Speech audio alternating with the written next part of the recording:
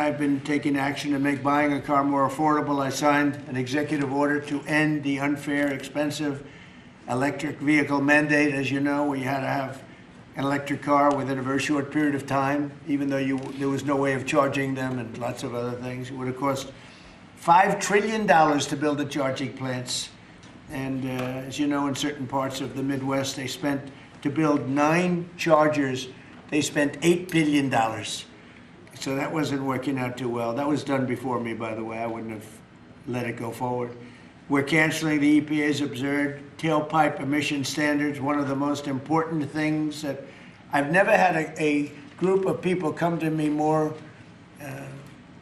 powerfully and really just devastated that they had to do it. It was killing them, than the automobile manufacturers, the tailpipe emission standards.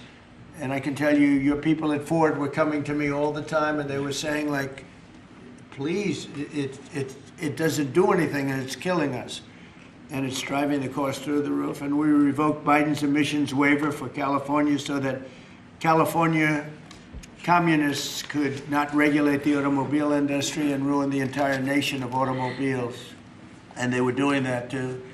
But we have that now under control also with your governor, who's got much more than he can control.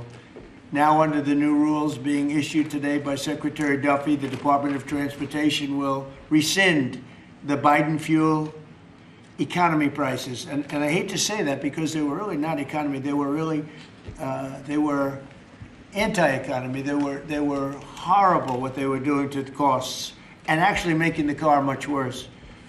But these policies forced automakers to build cars using expensive technologies that drove up costs, drove up prices, and made the car much worse. The action is expected to save the typical consumer at least $1,000 off the price of a new car, and we think substantially more than that. Under the Trump administration, $70 billion are now being invested in the American auto industry.